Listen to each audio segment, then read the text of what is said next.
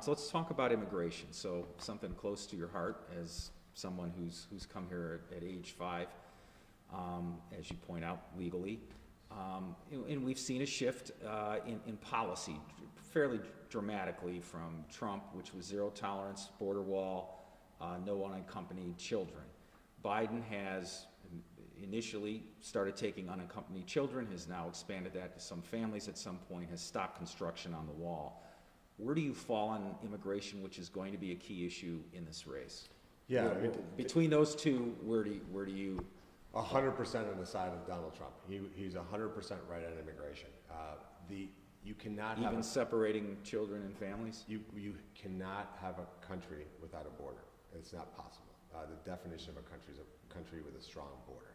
In terms of the children, listen, there's things that we lead with our heart, and there's things that we lead with our mind. From our heart's perspective, I grew up in a country, visited still, where you see abject poverty that is nothing compared to the poverty we see here in America. I mean, these are people who, if they were what we would consider poor in the U.S., they would be considered middle class there. I mean, you're talking about just awful. So you empathize with with people in that situation so much, right? But at the same time, the question becomes, American taxpayers, can we convince American taxpayers that we should solve those problems or solve the problems that we have here? And we have to put America first. As hard as that is to say, it has to happen. When you talk about the issue of children, it's the least compassionate thing you can do is to advertise to families in Central America. By the way, these immigrants don't come from Mexico. That's a complete misunderstanding of the crisis. Anybody who says Mexicans are coming across the border is just totally ill-informed. These are people in Central America, mostly Honduras, El Salvador, Nicaragua, where these countries are a disaster. These people take the walk, literally a walk, from those areas all the way up through in Mexico, where these children are not probably the children of those people taking them. Because what we've done by saying, hey, if you have a minor, we're gonna let you right in. So these people kidnap kids. How is a 3-year-old gonna say that that's not your father, right?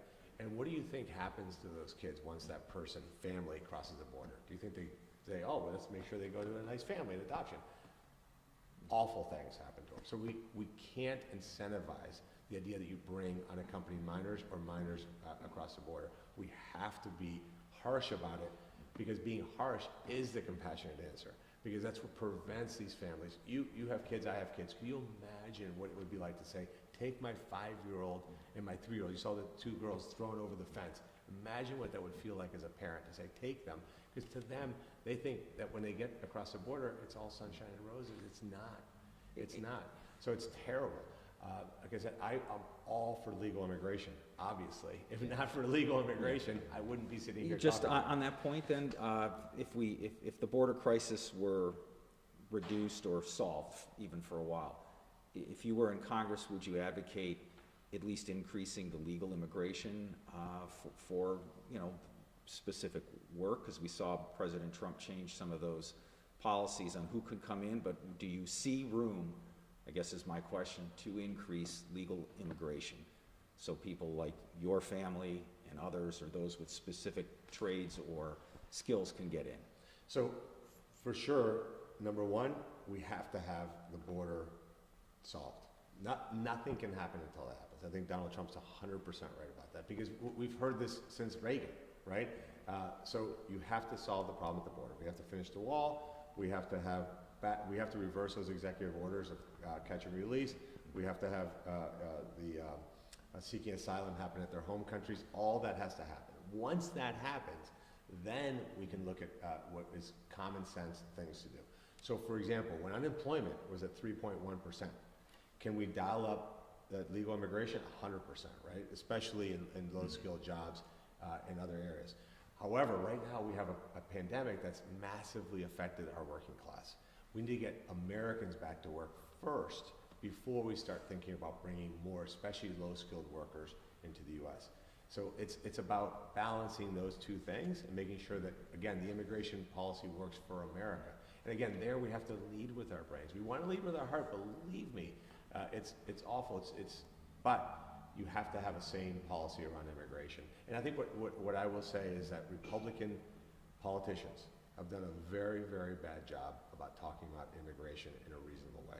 Because when you talk about immigration in a way that's harmful, what you do is you come across as somebody who doesn't like immigrants, who comes across as could be racist, and that is unfortunate. But one of the things that I hope to bring to this campaign, Mark, is that we realize that we're all Americans, we all want the same thing, and maybe we can argue about the how, but we gotta do it in a respectful way that says, I'm a good person, you're a good person, let's figure out how we can agree. I think that's what's missing from a lot of these conversations.